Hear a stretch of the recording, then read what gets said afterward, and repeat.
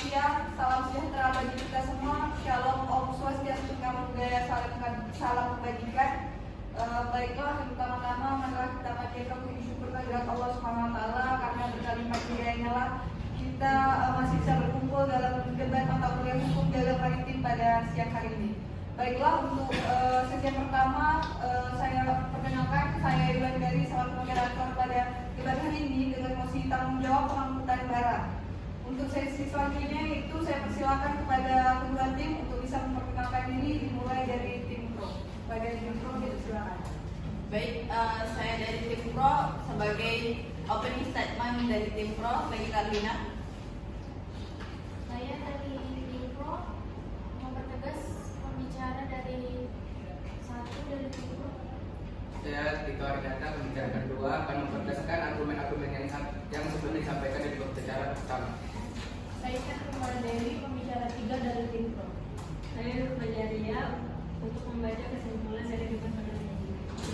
Selanjutnya saya persilakan kepada tim kontra untuk bisa memperkenalkan diri. Baik, terima kasih moderator.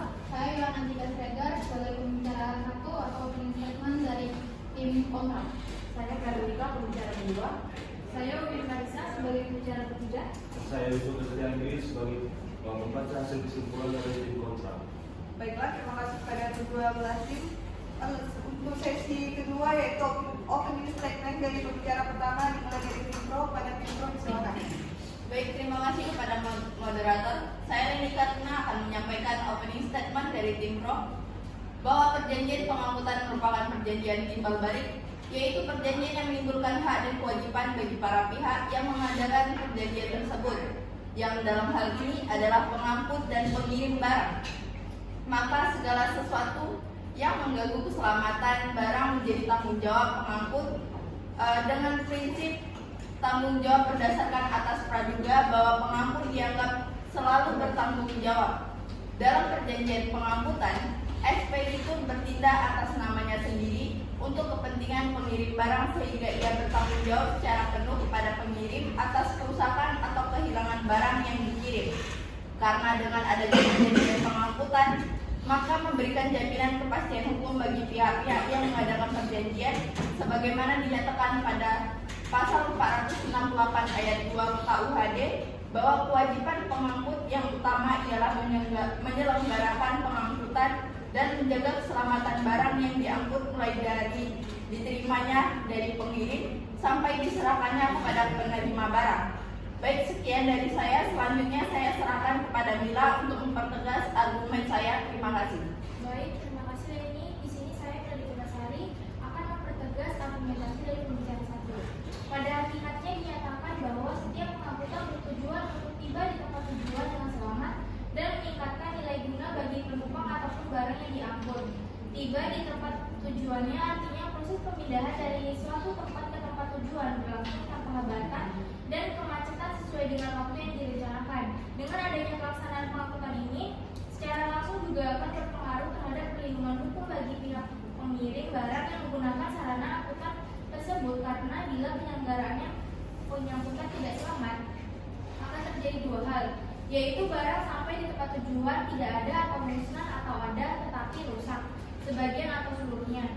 Kalau barang mata tidak ada atau rusak menjadi tanggung jawab pengangkut, artinya pengangkut harus membayar ganti kerugian terhadap barang yang musnah atau rusak tersebut. Apabila pengangkut telah melaksanakan kewajibannya penyelenggaraan pengangkutan barang atau penumpang, pengangkut telah terikat pada konsekuensi yang harus dipikul oleh pengangkut barang atau tanggung jawab terhadap penumpang dan muatan yang diangkutnya. Dari kewajiban itu timbul tanggung jawab pengangkut, maka segala sesuatu yang mengganggu keselamatan penumpang atau barang menjadi tanggung jawab pengangkut. Dengan demikian berarti pengangkut berkewajiban menanggung segala kerugian yang diderita oleh penumpang atau barang yang diangkutnya tersebut.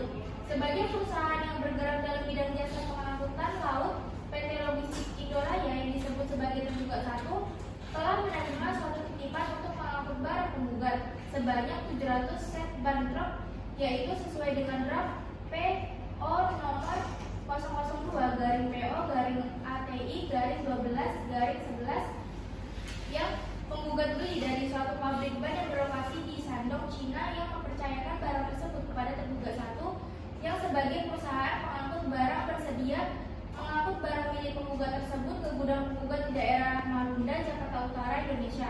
Artinya bahwa pihak pengangkut yaitu PT Logistik Indoraya yang disebut sebagai tergugat satu bertanggung jawab atas keselamatan barang dan keamanan barang yang harus diangkutnya, mulai saat diterimanya hingga saat diserahkannya barang tersebut ke tangan penerima. Serta apabila dalam pengangkutan barang tersebut berjalan tidak selamat, misalnya barang tersebut mengalami kerugian akibat kehilangan, kerusakan atau keterlambatan dan dalam pengirimannya, maka hal ini juga menjadi tanggung jawab penggugat. Kemudian pada tanggal 8 Maret 2012, barang milik penggugat tersebut akhirnya diangkut oleh tergugat 1 dan tergugat 2 dengan menggunakan kapal Amsterdam Break 016W berangkat dari Shandong, Cina, dan dengan demikian maka sesuai dengan janjinya barang milik penggugat tersebut paling lambat sudah sampai tanggal 29 Maret 2012.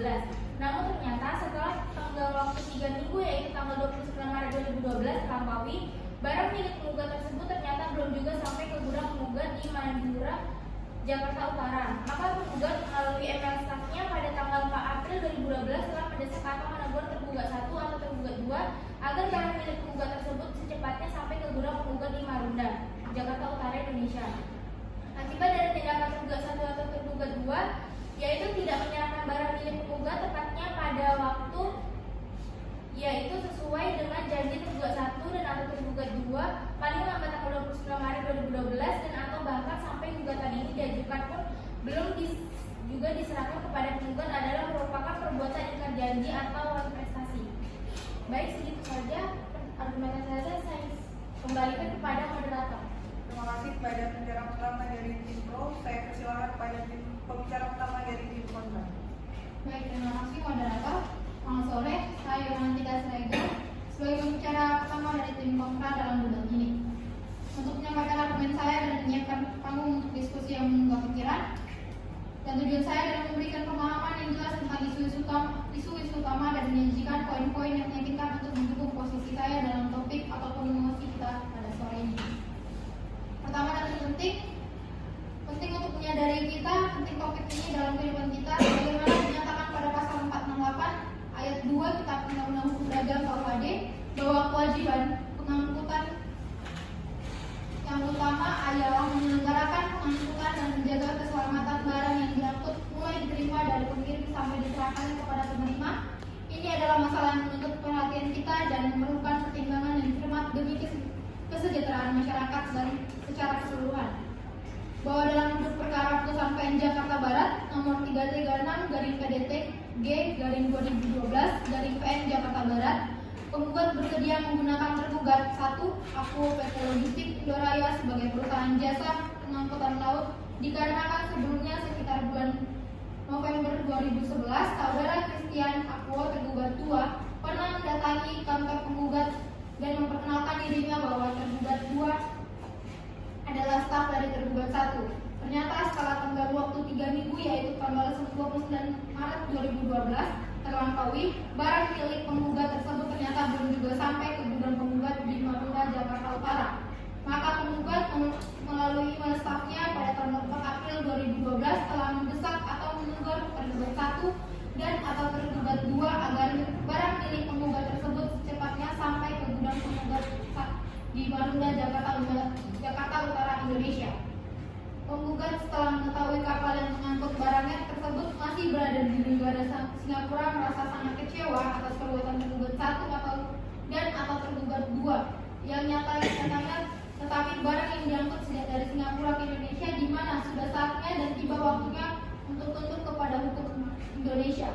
Maka setiap barang yang akan masuk ke Indonesia di seluruh dunia dan atau dari manapun sebagai barang impor harus jelas di mata hukum Indonesia sebagai pengimpornya, apa merek barangnya dan atau tidaklah perizinannya tertera SNI atau tidak, dan harus melalui berbagai peraturan kepabean seluruhnya. Bahwa apabila hal ini dinyatakan kembali kepada penggugat PT Logistik Indoraya, Anugerah Tokomoto Indonesia, apakah PT Tokomoto Indonesia memiliki izin impor barang apa tidak? Jawabannya tidak. Mengapa tidak? Karena belum mendapatkan izin impor atau import lisensi dari pemerintah Mengapa mengimpor barang kalau tidak atau belum izin impor? Dari sinilah persoalan hukum tersebut dimulai. Bahwa benar tergugat dua sebagai dari diri pribadi dan sebagai karyawan PT Logistik Indoraya telah pernah datang ke kantor penggugat sekitar bulan November 2011 dengan maksud memperkenalkan diri sebagai kepada penggugat bahwa tergugat dua sebagai kepala marketing dari PT Logistik Indoraya, sebuah perusahaan forwarding atau jasa transportasi. Memang benar pembicaraan antara tergugat dua dan staf penggugat bahwa barang tersebut akan diangkut dari Cina ke Indonesia dengan beberapa tahap sesuai dengan hasil pembicaraan. Bahwa ternyata penggugat sendiri dengan begitu yakinnya meminta tergugat dua untuk mengangkut barang milik penggugat tersebut dengan istilah borongan, artinya jalurnya tidak resmi. Bahwa ternyata penggugat meminta kepada tergugat dua mengangkut barang-barangnya tersebut dengan jalan yang tidak resmi atau yang dikenal dengan istilah borongan, karena yang pertama penggugat PT Tokomoto tidak memiliki izin impor yang seharusnya dikeluarkan oleh pemerintah. Yang kedua, penggugat benar-benar tahu bahwa apabila tidak ada kas borongan, ban milik penggugat tidak dapat sampai ke Indonesia. Dan yang ketiga, penggugat menginginkan biaya murah walaupun dengan resiko yang tinggi nantinya bila terjadi sesuatu maka akan dibebankan resiko tersebut kepada tergugat dua. Berdasarkan PO yang dikeluarkan sendiri oleh penggugat hanya menggunakan term of condition FOB, di mana jaminan asuransi hanya sampai di tempat Singapura saja, tidaklah sampai di Jakarta, kecuali PO yang dikeluarkan oleh penggugat menggunakan term of condition CFP yang menjamin asuransi sampai di tempat tujuan Jakarta. Jadi kesalahan ini jelas nyatanya berasal dari penggugat sendiri yang memberi pekerjaan mengeluarkan PO hanya dengan term of condition FOB, bukan term of condition CNP, bahwa pekerjaan borongan atau pekerjaan ini bukanlah atas penawaran dari tergugat dua kepada penggugat, melainkan inisiatif dari penggugat sendiri yang memilih dan menentukan sendiri bahwa barangnya yang berupa ban di Cina akan sendiri yang memilih dan akan diangkut ke Indonesia dengan jalur borongan. Dengan kata lain, penggugat tidak mau dengan jalur yang lain selain dari jalur borongan itu sendiri. Bahwa perlu diketahui juga dari sejak awal penggugat juga sudah tahu bahwa tergugat dua adalah bekerja di sebuah perusahaan forwarding jasa transportasi, di mana perusahaan forwarding ini secara real de facto dan secara de jure memang tidak memiliki armada angkut sendiri. Oleh karena tergugat dua tidak memiliki armada angkut sendiri, maka barang tentu pasti order pekerjaan yang diterima oleh tergugat dua harus bahkan wajib untuk di-forward atau dilanjutkan diteruskan kepada pihak ketiga lainnya, yaitu rekan dari tergugat kedua. Oleh sebab itu, dengan pemberitahuan ataupun tanpa pemberitahuan terlebih dahulu sekalipun kepada pihak customer penggugat, perbuatan yang dilakukan oleh tergugat kedua sama sekali tidak melanggar hukum dan atau lebih tepatnya tidak ingkar janji dan tidak uang prestasi juga, tidak dapat dikategorikan telah melakukan perbuatan melawan hukum, dan ini telah diketahui oleh staf penggugat, telah mengerti dan memahami bahwa PT Logistik Indoraya adalah perseroan terbatas yang bergerak di bidang freight forwarding yang hanya meneruskan order. Perseroan terbatas yang bergerak di meneruskan order, melanjutkan order kepada pihak lain dalam hal pengangkutan atau pengurusan transportasinya. Dan bahwa dengan tegas saya menyatakan saya menolak keras dengan tuntutan dari penggugat bahwa tidak sepenuhnya tergugat 1 dan 2 melakukan perbuatan hukum. Terima kasih. Saya kembalikan kepada moderator. Baiklah, terima kasih kepada penjara pertama dari tim kontra. Selanjutnya yaitu kita dengarkan argumentasi dari pembicara kedua dari tim pro. Kepada tim pro dipersilakan. Baik, terima kasih kepada moderator. Perkenalkan, saya Dika Winata. Saya di sini pembicara kedua akan menjelaskan mengenai argumentasi dari tim pro. Pertama, pada tanggal 8 Maret 2012, barang milik tergugat tersebut akhirnya diakui oleh tergugat 1 dan atau tergugat 2 dengan menggunakan kapal Amsterdam Bridge nomor 016W berangkat dari Shandong, Cina.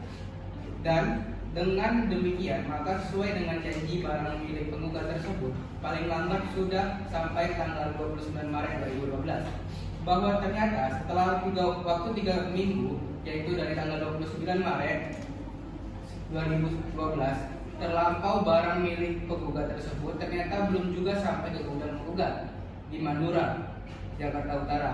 Maka penggugat melalui email stafnya pada tanggal 4 April 2012 telah mendesak dan menegur tergugat 1 dan atau tergugat 2 agar barang milik penggugat tersebut secepatnya sampai ke gudang penggugat di Madura, Jakarta Utara.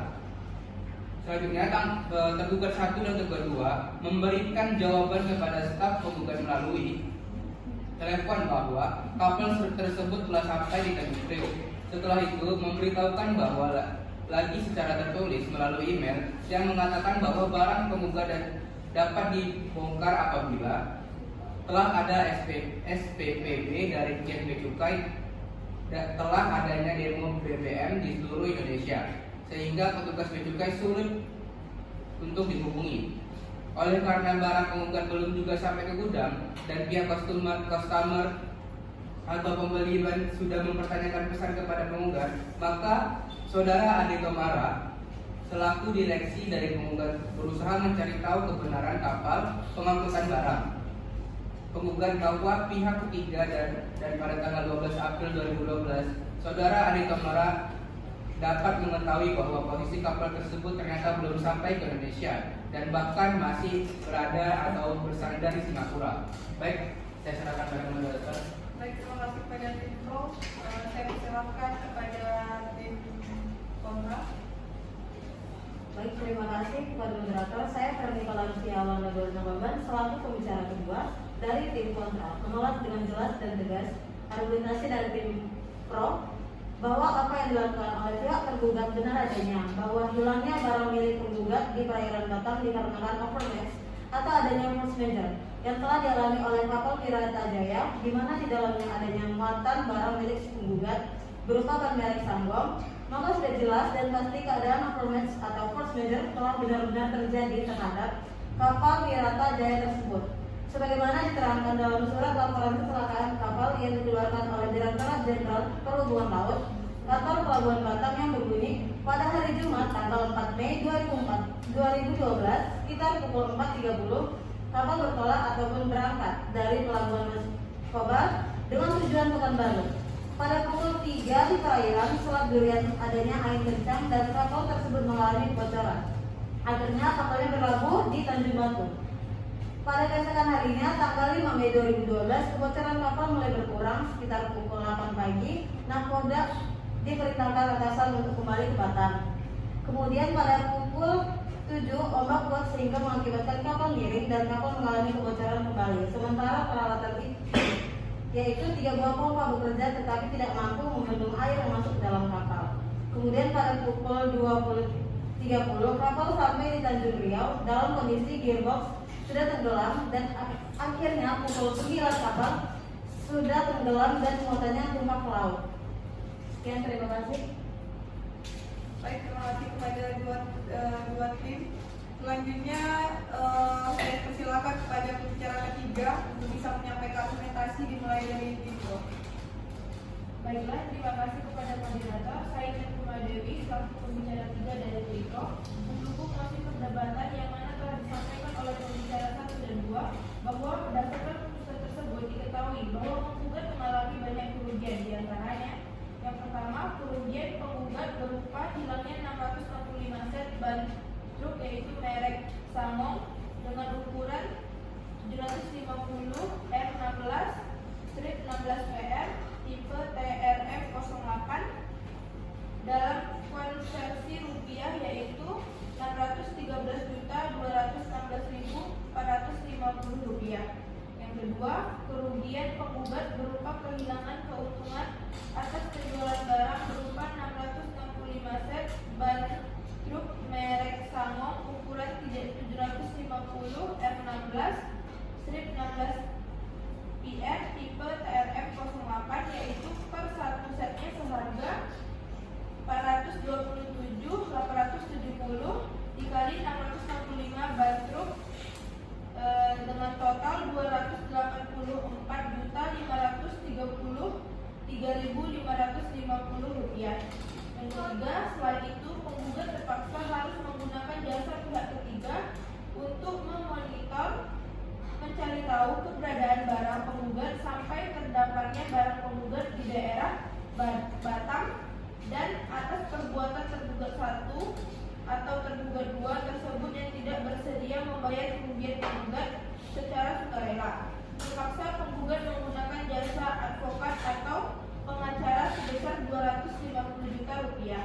Terima kasih, saya kembalikan kepada moderator.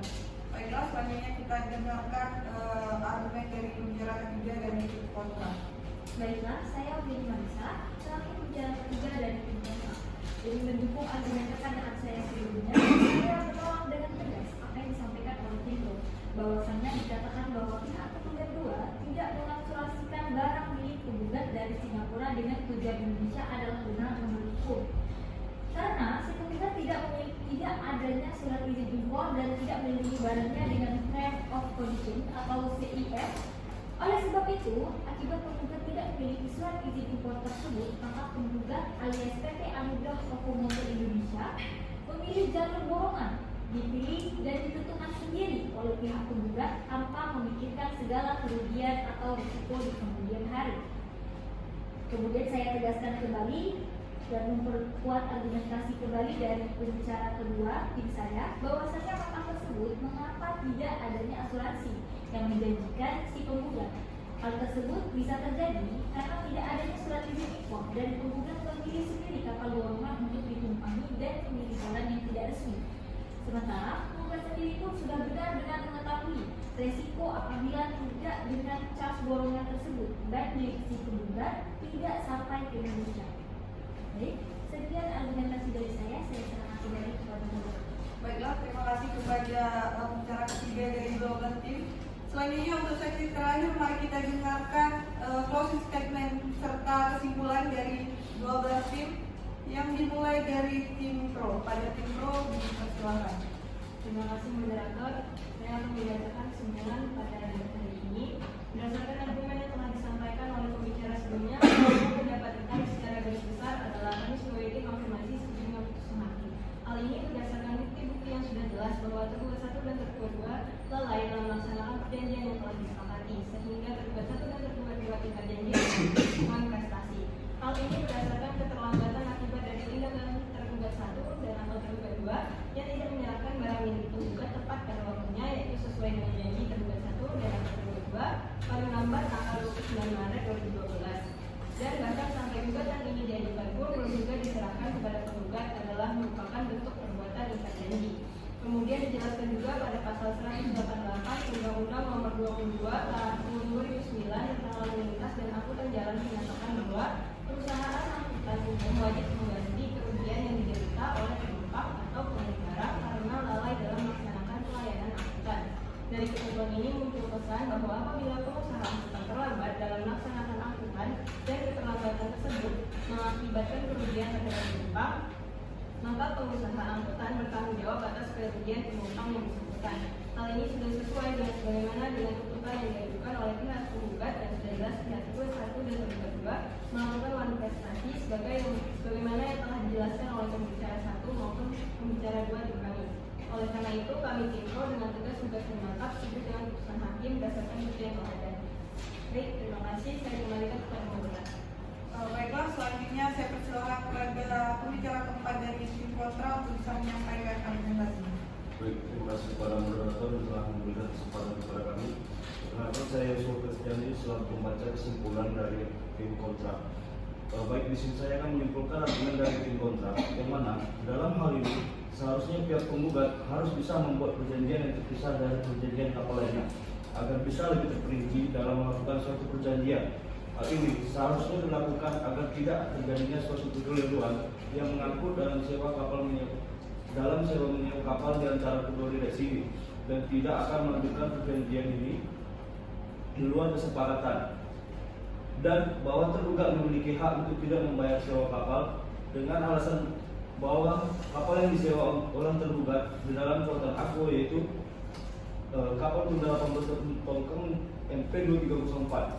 Berdasarkan pasal 460 KUHP dagang tersebut, bahwa dengan demikian menurut hukum jika termohon kasasi sebagai pihak yang menyewakan kapal tidak dapat memenuhi kewajibannya untuk menyediakan kapal dalam kondisi yang layak, atau dalam hal ini kapal yang disewakan termohon kasasi mengalami kerusakan, maka pemohon kasasi berhak untuk menuntut biaya ganti di atas kerugian yang dideritanya akibat kerusakan kapal tersebut kepada termohon kasasi.